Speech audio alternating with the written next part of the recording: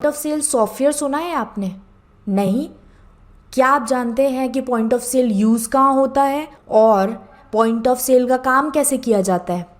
अगर आप ये नहीं जानते तो आपको इस पूरे वीडियो को देखना होगा और हमारे साथ बने रहना पड़ेगा, तब आप इस पूरे वीडियो में समझ पाएंगे कि पॉइंट ऑफ सेल होता क्या है, पॉइंट ऑफ सेल का काम कैसे होता है और पॉइंट ऑफ सेल का यूज़ हम कैसे करते हैं। और मैं आपको ये ज़रूर एक फ़ायदा बताऊंगी कि पॉइंट ऑफ सेल मतलब जैसे रिटेल स्टोर्स में अगर आप जाओगे तो वहाँ पे आपको पॉइंट ऑफ सेल इस्तेमाल करना होता है, या रेस्टोरेंट सर्विसेज में जाएंगे तो आपको पॉइंट ऑफ सेल यूज़ करना होता है। तो आप लोग अगर पॉइंट ऑफ सेल सीख जाते हैं तो फिर आप ये पॉइंट ऑफ सेल का इस्तेमाल अलग अलग सर्विस सेक्टर्स में कर सकते हैं, मेनली फॉर रिटेल स्टोर्स। सो बने रहिए हमारे साथ, तब तक के लिए बाय। सो फ्रेंड्स, आप लोग अपना टैली सॉफ्टवेयर को ओपन कर लीजिए एंड टैली सॉफ्टवेयर पे हम सबसे पहले POS के नाम से कंपनी क्रिएट करेंगे। वैसे जहाँ पे भी आप काम करते हो वो कंपनी का आप क्रिएशन ऑफ कंपनी करते हैं, बट अभी आपको क्योंकि याद रहे कि आपने POS पॉइंट ऑफ सेल का काम किया है, सो उसके लिए हम जो क्रिएट कंपनी करेंगे वो हम करेंगे पॉइंट ऑफ सेल के नाम से। तो आइए हम लोग क्रिएट करते हैं सबसे पहले कंपनी। तो कंपनी क्रिएशन के लिए हम जाते हैं और यहाँ हम लिखते हैं POS, या हम लिख सकते हैं पॉइंट ऑफ सेल, और उसके बाद हम इस जो मैटर है या कंपनी है इसको हम लोग फॉर्म कर लेंगे। इस टॉपिक पे हम लोग काम कर रहे हैं उसको हम फॉर्म कर लेंगे, और हम जो भी हमारे पास स्टेट है और जो भी डिटेल्स उस कंपनी की है वो हमको मिल जाएगी। अकाउंटिंग विद इन्वेंट्री का ही यूज़ करिएगा।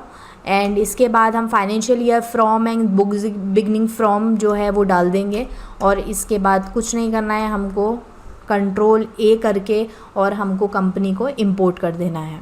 ओके, सो ये आपका इंपोर्ट हो रहा है कंपनी, और ये कंपनी आप क्रिएट हो गई है। ठीक है, सो अब हम इस स्टेप से पीछे आएंगे। सबसे पहली चीज़ आपको जो ध्यान रखनी है वो ये कि पहले बात ये समझिए कि पॉइंट ऑफ सेल जो होता है उसका वाउचर इसमें क्रिएट नहीं होता। टैली में इसका वाउचर क्रिएट नहीं होता, टैली में आपका इसका वाउचर क्रिएट करना होता है। ठीक है, तो सबसे पहली चीज़ ये कि हम लोग वाउचर क्रिएट करेंगे। तो वाउचर क्रिएट के लिए हम क्या करेंगे, अकाउंटिंग इन्फो में जाएंगे। अब मैं आपको ये चीज़ बता दूं कि मैं 2 कंडीशंस पे इसमें काम करूंगी। पहली कंडीशन है कि 1 मोड ऑफ पेमेंट, और सेकंड है मल्टी मोड ऑफ पेमेंट, कि 1 मोड ऑफ पेमेंट में POS सॉफ्टवेयर कैसे काम करता है एंड मल्टी मोड में ये कैसे काम करता है। ठीक है, अधिकतर रिटेल स्टोर्स या आप किसी मार्ट में जाते हैं, या आप जैसे फॉर सपोज़ ऑनडोर, या फिर आपका होता है रिलायंस मार्ट, या जितने भी आप रिटेल स्टोर्स देखते हैं या रेस्टोरेंट देखते हैं, वहाँ पे आपका पॉइंट ऑफ सेल पे ही काम होता है। पॉइंट ऑफ सेल जो है वो बहुत इम्पॉर्टेंट पार्ट होता है रेस्टोरेंट और सर्विस, जो मैंने आपको रिटेल स्टोर सेक्टर्स बताए हैं इसमें। तो आप लोग सबसे पहला जो काम हमें इसमें करते हैं वो ये करते हैं, क्योंकि टैली में POS वाउचर बना नहीं हुआ तो हम POS वाउचर को क्या करेंगे, क्रिएट करेंगे। ओके, तो हम लोग वाउचर टाइप्स में जाएंगे, और यहाँ पे आपके पास वही फिर ऑप्शन आते हैं क्रिएट, डिस्प्ले, ऑल्ट। तो क्रिएट का मतलब कि हम आप कैसे क्रिएट करेंगे, इस वाउचर को कैसे बनाएंगे। डिस्प्ले का मतलब होता है कि हम सिर्फ देख सकते हैं जो भी वाउचर्स हमारे पास हैं, एंड ऑल्ट का मतलब होता है हम उसके अंदर क्या कर सकते हैं, एडिटिंग भी कर सकते हैं। सो अब हम क्रिएट पे जाते हैं। क्रिएट में हमें बनाना है POS पॉइंट ऑफ सेल, इसका फुल फॉर्म है पॉइंट ऑफ सेल, ये हमको बनाना है इसका वाउचर। इसके बाद टाइप ऑफ वाउचर, देखिए पॉइंट ऑफ सेल जो वाउचर है, भली क्रेडिट सेल हो या आपकी जो उसी दिन पे जो सेल आपकी रिसीव होती है वो सेल हो, उसमें आपका सेल अकाउंट में ही या सेल वाउचर में ही पॉइंट ऑफ सेल भी जाएगा। सो हम इसको टाइप ऑफ वाउचर कौन सा बोलेंगे, सेल वाउचर में, इसको हम टाइप ऑफ वाउचर में डाल देंगे।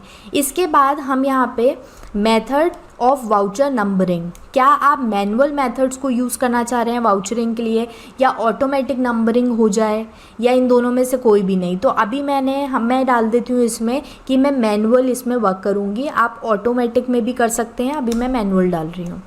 ठीक है, डुप्लीकेट अभी मुझे इतनी ज़रूरत नहीं है, ठीक है, तो डुप्लीकेट मैंने नो रखा हुआ है। Effective dates for vouchers, voucher की क्या इफ़ेक्टिव डेट आपको इसमें रखनी है। तो अभी मैं जो भी सेटिंग्स हैं उसमें कॉमन नरेशन होना चाहिए, यूज़ कॉमन नरेशन, तो अभी मैंने इसको येस कर दिया है। या ईच एंट्री के लिए दूसरा नरेशन होगा, उसको भी मैंने येस कर दिया है। कॉमन जो नरेशन है उसको मैं नो कर देती हूँ कि नहीं, सारी एंट्रीज़ के लिए हो, ज़रूरी नहीं है कि कॉमन नरेशन ही लगे, हो सकता है मैं एंट्रीज़ में जो है वो अलग अलग नरेशंस भी डाल सकती हूँ, है ना। सो अब प्रिंटिंग बहुत ज़रूरी है। आपने देखा होगा कि जैसे ही आप रिटेल स्टोर में प्रिंट, और जैसे ही वो लोग, आपने कोई भी प्रोडक्ट अगर परचेज़ किया और प्रोडक्ट की उनने स्कैनिंग करी, स्कैन करने के बाद वो लोग क्या करते हैं, आपसे पेमेंट मांगते हैं, तो वो सारी चीज़ें वो क्या करते हैं, एक बिल में चढ़ाते हैं। मतलब वो किस में चढ़ा रहे होते हैं, वो पीओएस सॉफ्टवेयर में।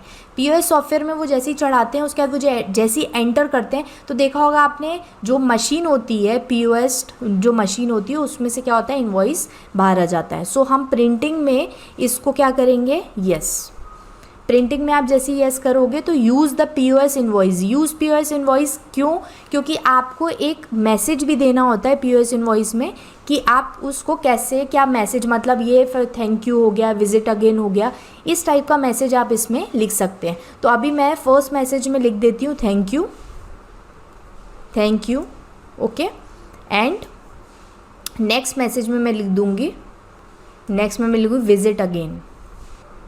अब आप ये बात समझो कि thank you and visit again मैंने क्यों बिल में रखा है, क्योंकि ज़रूरी नहीं है कि ये कस्टमर्स हमारे पास बार बार, रिटेल स्टोर्स में बहुत सारे कस्टमर्स आते हैं, है ना, या फिर ऑन डोर जैसे जो बड़ी कंपनीज़ हैं या रिटेल स्टोर्स हैं या बेस्ट प्राइस है, इनमें बहुत सारे कस्टमर्स आते हैं और सारे कस्टमर्स ज़रूरी नहीं है रिपीट भी होंगे। तो इसीलिए हम उनके लिए एक मैसेज प्रिंट कर देते हैं कि थैंक यू आप आए, एंड विजिट अगेन कि आप फिर से हमारे स्टोर में आए। तो हमने ये मैसेज प्रिंटिंग में डाल दिया है, मतलब बिल में ये मैसेज प्रिंट होके आ जाएगा।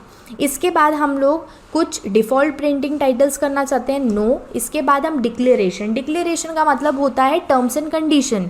आप बिल में टर्म्स एंड कंडीशन डालते हैं, जैसे फॉर सपोज़ कि ये जो भी प्रोडक्ट आपने परचेज़ किया ये रिफ़ंडेबल नहीं है, इसका अमाउंट रिफ़ंडेबल नहीं है। या हम डिक्लेरेशन में टर्म्स एंड कंडीशन में डाल सकते हैं कि जो भी प्राइजेज़ आपको दिए गए हैं they are all our fair prices, ठीक है।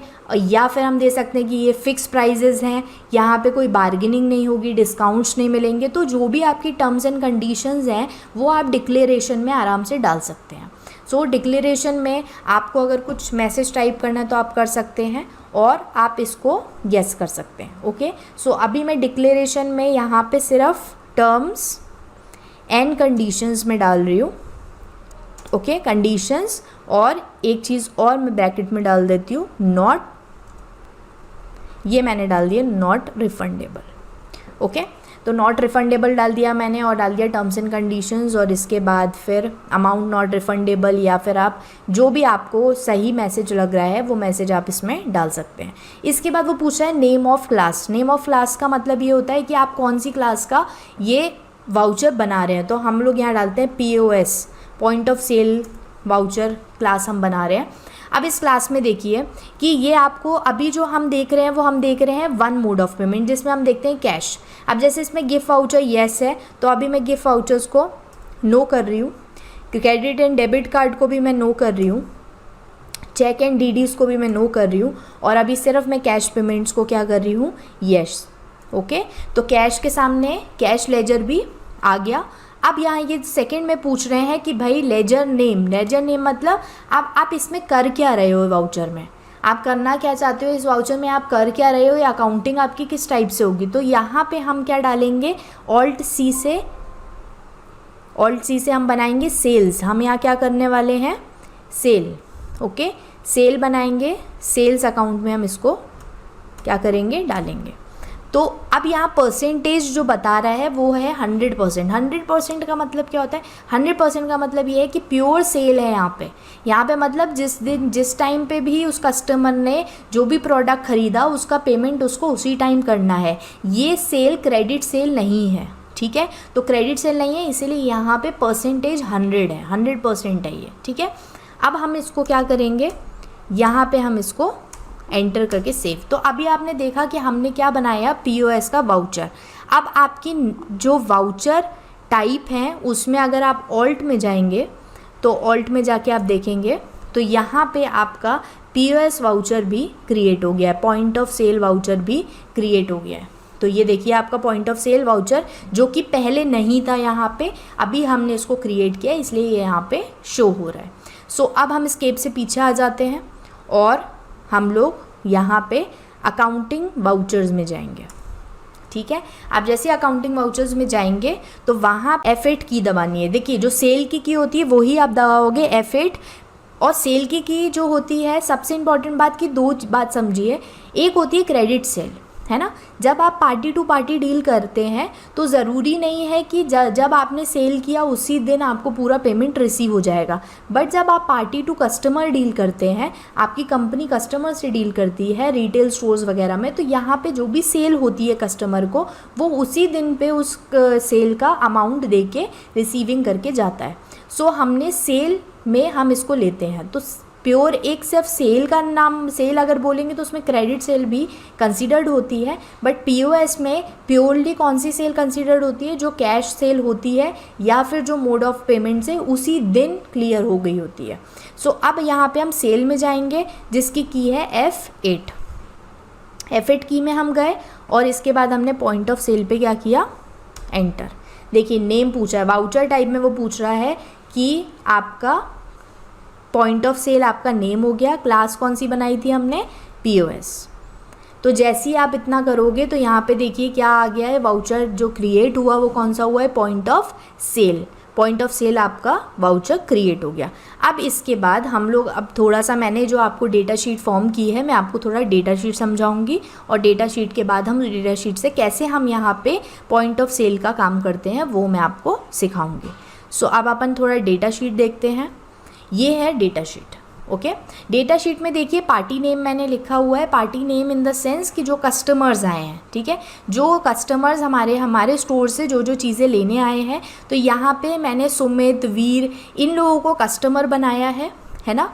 नेम ऑफ आइटम्स में उन लोगों ने मेरे यहाँ से या मेरी कंपनी के स्टोर से क्या क्या चीज़ें खरीदी हैं वो खरीदी मैंने यहाँ पे बताई है कि कौन कौन से प्रोडक्ट इन्हें खरीदे हैं। इसके बाद ओपनिंग क्वांटिटी, अब ओपनिंग स्टॉक डालना इसलिए ज़रूरी है क्योंकि अगर आपके पास ओपनिंग स्टॉक नहीं होगा तो आप फिर वही बात आ जाती है कि फिर आप सेल कैसे करोगे, है ना। तो इसीलिए हमें ओपनिंग स्टॉक भी डालना सारे प्रोडक्ट्स का ज़रूरी होगा, तब जाके हम सेल कर पाएंगे क्वांटिटी। और रेट भी उन सब के दिए हुए हैं कि जो चीज़ें इनने परचेज़ करी है हमारे यहाँ से उनके रेट्स क्या हैं और बिल अमाउंट क्या बनता है।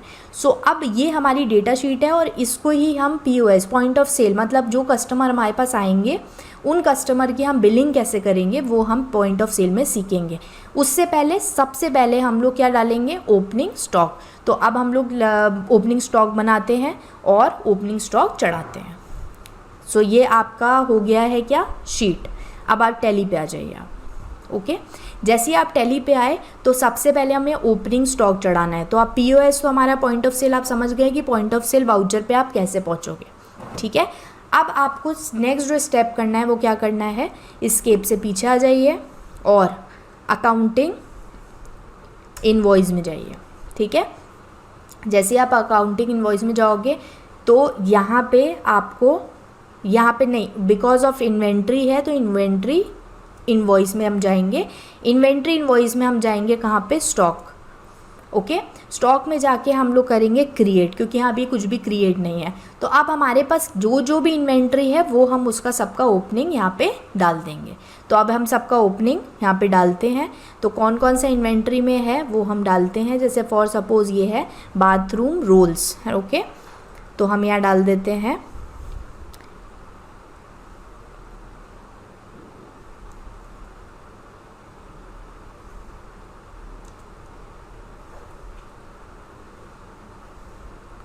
ये है ना बाथरूम, ये हमने बाथरूम रोज़ डाल दिए। इसके बाद हमने इसको यूनिट, अब हम ऑल्ट C से यूनिट बना लेंगे। भाई कौन सी यूनिट में है, नोज़। यहाँ पे सब देख रहे हैं आप लोग, अधिकतर जो सुमित ने ख़रीदा है वो NOS में ही है, तो NOS से रिलेटेड ही है, तो हम NOS एक बार फॉर्म करेंगे, लेजर्स बार बार क्रिएट आप नहीं करेंगे। रेट ऑफ ड्यूटी अभी कुछ भी नहीं लगेगी, तो रेट ऑफ ड्यूटी हम लोग अभी छोड़ रहे हैं। इसके बाद हम ओपनिंग में क्वांटिटी डालेंगे। क्वांटिटी देख लेते हैं हम, कितनी क्वांटिटी है ओपनिंग की, 20। तो हमारे पास शुरुआत में कितने बाथरूम रोल्स हैं, 20। रेट कितना है इसका देख लेते हैं, 161। तो हम यहाँ पे 161 डाल देंगे और एंटर करेंगे तो हमारे पास 3220 वैल्यू के बाथरूम रोल्स हैं। ओके, सो ये हमने डाल दिया। इसके बाद हम इसको क्या कर देंगे, सेव। तो ये एक ओपनिंग डल गई। वैसे ही अब हम फिर नेक्स्ट की ओपनिंग डालेंगे जो है राइट बाय रिंग्स ब्लेंडर। ठीक है, तो अब हम डाल देंगे यहाँ पे राइट बाय रिंग ब्लेंडर।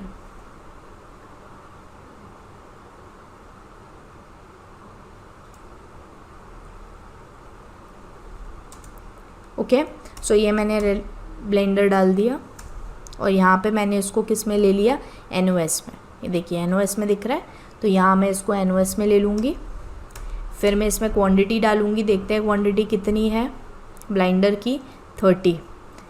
तो यहाँ पे हम डालेंगे 30। इसके बाद हम लोग के पास नोज़ 78 रुपीज़, तो हमारे पास 2340 यहाँ पे हमारे पास टोटल वैल्यू आ गई। ठीक है, अब ऐसे ही हम नेक्स्ट डालेंगे। नेक्स्ट ओपनिंग क्या है वो हम डालते हैं। सोडा हमने ख़रीदा है, बिस्लेरी सोडा, तो हम यहाँ पे सोडा डाल देते हैं। इसके बाद हम इसको NOS में ले लेते हैं और इसमें हम डाल देते हैं कि NOS में जाने के बाद ये कितना है क्वांटिटी, हमने कितनी ओपनिंग स्टॉक है, 4 पर रेट कितना है, 15। एंटर करेंगे तो 60 रुपये का हमारे पास सोडा है। ओके, वैल्यू का। इसके बाद हम, तो ऐसे आपको सबके ओपनिंग डालना बहुत ज़रूरी है।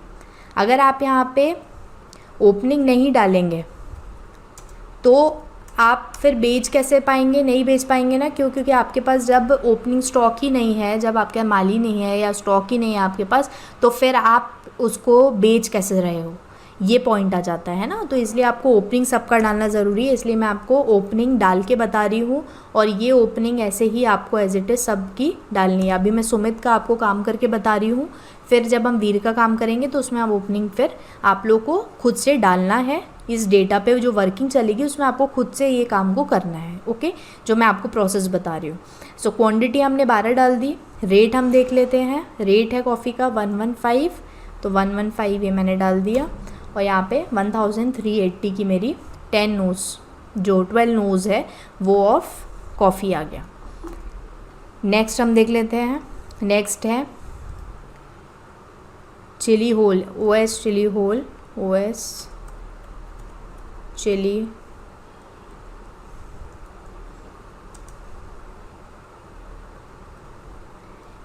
Chilli wholes. ये आप नाम बनाएंगे NOS। क्वांटिटी आप डालेंगे, क्वांटिटी आपकी कितनी है, 18, या आपने 18 डाल दिया। रेट आप कितना डालोगे, 148, 148 ये आपका रेट हो गया। तो 2664 की आपकी क्या हो गई, वैल्यू आ गई। तो ये मैंने डाल दिया ओपनिंग। ऐसे ही आपको सबकी ओपनिंग फटाफट डालते जाना है। ठीक है,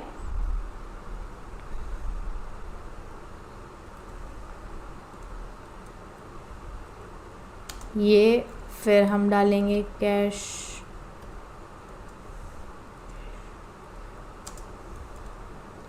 ये हमारा हो गया।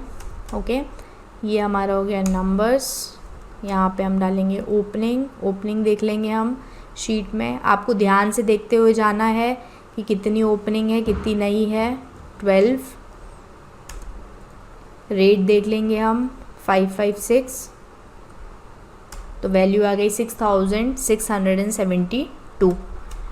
तो ये मैंने ओपनिंग डाल दी। अब लास्ट हम सुमित के जो भी प्रोडक्ट्स उसने ख़रीदे हैं उसकी ओपनिंग हम डाल रहे हैं। ये हमने ये तरबूज सीड्स ख़रीदे थे, तो ये तरबूज सीड्स है।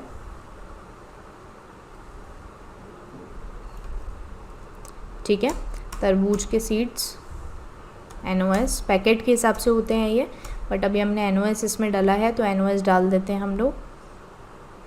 कितना हमने 6 कितने रुपीज़ के हैं 284 ये मैंने डाल दिया। तो 1704 का हमारे पास क्या आ गया, वैल्यू आ गया। ओके, सो ये मैंने सेव कर दिया। अब हम देख लेते हैं ये सारों की ओपनिंग सही से डल गई कि नहीं, और इसके लिए हम क्या करेंगे, इन्वेंट्री इन्फो पे जाएंगे, उसके बाद गेटवे ऑफ टैली पे जाएंगे। ठीक है, हम गेटवे ऑफ टैली पे पहुँचे। अब यहाँ से हम लोग कहाँ जाएंगे, स्टॉक समरी में। स्टॉक समरी में देखिए आपके पास ये सारे आपके पास ओपनिंग डल गए हैं। ठीक है, इस ओपनिंग को आप चेक भी कर सकते हैं कि आपने सब चीज़ की ओपनिंग सही डाली है, तो ये आप चेक भी कर सकते हो। ठीक है, जैसे फॉर सपोज़ कि मैंने कॉफ़ी और इन सब की मैं यहाँ पे ओपनिंग देख लेती हूँ, 12 है। उसके बाद मैं देख लेती हूँ कैशन्यू की 12 है। ओके, इसके बाद मेरे पास चिली होल्स की कितनी है, 18, बिल्कुल सही। इसके बाद मैं चेक कर लूँगी ब्लेंडर की 30 है तो ये 30 चली गई। सोडा की 4 है तो 4 की ओपनिंग आ गई। इसके बाद मैं रोल्स देख लूँगी, बाथरूम रोल्स 20, तो 20 की ओपनिंग है कि नहीं है, बिल्कुल सही। और तरबूज सीड्स जो है 6, तो ये 6 की, देखिए सबकी ओपनिंग मैंने डाल दी है यहाँ पे, और इसके साथ इनके रेट्स और वैल्यूज़ भी आ गए। मतलब 18,040 रुपीज़ का वैल्यू का सामान हमारे पास है, जिसमें 102 नंबर्स की ये सारी चीज़ें हैं। अब हम POS पॉइंट ऑफ सेल करेंगे। फॉर सपोज सुमित हमारे के पास आया है और हम लोग POS ऑपरेटर हैं। ठीक है, पॉइंट ऑफ सेल ऑपरेटर है, हमने वाउचर क्रिएट कर रखा है, हम सीधे अकाउंटिंग वाउचर में जाएंगे।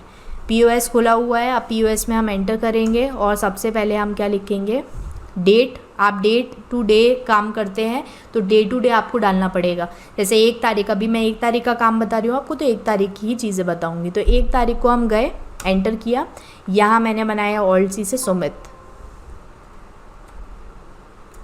एंटर किया। और ये कौन है, हमारे सन्ड्री, क्योंकि इनसे हमें पेमेंट रिसीव हो रहा है इसलिए सन्ड्री डेटर है। ओके, और मैंने इसको क्या कर दिया, सेव। बायर की आप डिटेल्स भी डाल सकते हैं, एड्रेस या फिर उसका नंबर, ये सारी चीज़ें आप डाल सकते हैं। इसके बाद उसने अब हमसे क्या क्या परचेज़ किया, अब वो आपको प्रोडक्ट ला के देगा, क्या उसने क्या क्या परचेज़ किया। तो उसने बाथरूम रोल्स लिया है तो हम यहाँ पे लिख देंगे बाथरूम। ये देखिए आप, बाथरूम रोल्स कितना यूनिट लिया है हम देखते हैं, 1, तो 1 हमने यहाँ पे कर दिया। कितना है रेट, 161, एंटर किया। ओके, नेक्स्ट उसने हमसे क्या लिया है, हमारी कंपनी से ब्लेंडर, तो ये हमारा हो गया राइट ब्लेंडर। ये ब्लेंडर अब देख लेते हैं हम कितना लिया उसने, 1 नोज़, तो हम 1 डाल देंगे। ओके, यहाँ पर रेट जो है, रेट हम देख लेते हैं, रेट कितना है इसमें, 78, तो 78 रेट हमने डाल दिया। इसके बाद फिर हमने क्या लिया उसने, सोडा, तो हमने सोडा जो है वो एंटर किया, और सोडा कितना है, 15 रुपये के हिसाब से है, तो हमने ये 15 रुपये डाल दिया। ठीक है, इसके बाद फिर हमारे पास क्या है, नेस्कैफ़े कॉफ़ी, तो हम ये कॉफ़ी ले लेते हैं। कॉफ़ी हमारी कितने की है, रेट यहाँ पे 115 रुपये, तो ये हमने डाल दिया। इसके बाद नेक्स्ट है, क्या लिया उसने, चिली होल, ये रहा चिली होल, तो ये चिली होल्स हैं। चिली होल्स देख लेते कितना लिया उसने, हमारे पास 18 है बट उसने हमसे 9 ही लिया है, तो 9 हम यहाँ डाल देते हैं, यहाँ पे हम 9 डाल देंगे। ओके, और ओके यहाँ पे देखिए सोडा 2 लिए हैं इसने, तो ये आप पीछे जाके भी कर सकते हैं इसको। ठीक, ये सोडा आपके 2 हैं। ओके, इसके बाद 6 आपका क्या है, कॉफ़ी, तो यहाँ पे आप कॉफ़ी में 6 डाल सकते हो। ठीक है, उसके बाद आपका चिली होल है, चिली होल 9 है, तो 9 148 के हिसाब से है, तो 148 के हिसाब से आपने डाला, तो 1332 ये हो गया।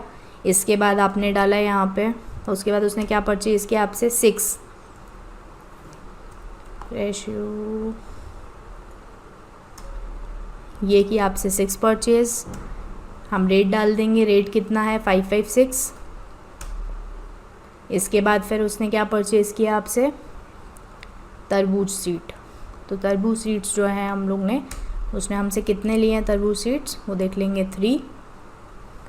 ओके, और इसका जो अमाउंट है वो हम यहाँ डाल देंगे। इसका अमाउंट कितना आ रहा है हमारा 284। सो ये हम ले लेंगे 284, एंटर। तो ये आपका टोटल, अब देखो इसमें मैंने फटाफट इनकी एंट्रीज़ कर दी कि उन्हें हमसे जो जो चीज़ें ली हमने वो पूरी एंट्रीज़ इसमें कर दी कि भाई इनने ये आइटम्स हमसे हमारे स्टोर से लिए हैं और इनका टोटल बिल बन रहा है 6479 रुपीज़। तो हम सामने वाले से, जो भी हमारा कस्टमर है उससे हम बोल सकते हैं सुमित से कि सुमित सर आपके कितना बना है, जो बिल पेमेंट है वो 6479 रुपीज़ का बना है। सो अब हो सकता है कि अब यहाँ पे देखिए कैश कितना दिखा रहा है 6479। कैश टेंटेटिव का मतलब होता है कि आपको उसने, सामने वाले ने आपको पेमेंट कितना दिया, ओके, आपको रिसीविंग कितना हुआ अमाउंट का। तो अब फॉर सपोज़ उसने हमें 7000 रुपीज़ दिया, तो बैलेंस हम 521 उसको क्या कर देंगे, वापस कर देंगे। 521 अमाउंट क्या कर देंगे, हम वापस कर देंगे। तो ये बैलेंस अमाउंट है जो हमें वापस करना है। अब हम इसके बाद क्या करेंगे, येस करेंगे, ओके, और इसमें विथ प्रिंट प्रीव्यू देखेंगे, ओके। और जैसे ही मैं येस करूँगी, देखिए आप यहाँ पे ये आपका इनवॉइस पूरा बन गया, POS invoice, point of sale invoice. तो इसमें आप देखो POS, point of sale invoice, यहाँ पे बिल नंबर, अभी क्योंकि हमने बिल नंबर डाला नहीं था, बट बिल नंबर हम डाल देते तो यहाँ बिल नंबर आता। डेट आपकी 1/4/2021 आ गई, टाइम आ गया आपका। इसके बाद पार्टी सुमित, ये आइटम्स उनने हमसे ख़रीदे थे, तो वो सारे आइटम्स 7 आइटम्स इनने हमसे ख़रीदे हैं। क्वांटिटी इनने इतनी ख़रीदी थी, रेट्स एंड अमाउंट, और साथ में ये भी आ गया कि टोटल अमाउंट कितना है। कैश जो है वो 6479 को पे करना था, जिसमें से उनने 7000 हमको दिया था और हमने रिटर्न कितना किया, 521 उनको रिटर्न कर दिया। टर्म्स एंड कंडीशन देखिए मैंने डिस्क्रिप्शन में डाला था ना, terms and condition not refundable, वो आ गया है, और साथ में thank you and visit again आ गया है। जैसे ही आप इसको प्रिंट करोगे वैसे ही ये पूरा बिल निकल के आ जाएगा, और ये आप सामने वाले कस्टमर को देंगे और वो कस्टमर को आप बिल देंगे, और साथ में एक बिल आप अपने पास भी रखोगे रिकॉर्ड के लिए। सो ये आपका हो गया पॉइंट ऑफ सेल का काम।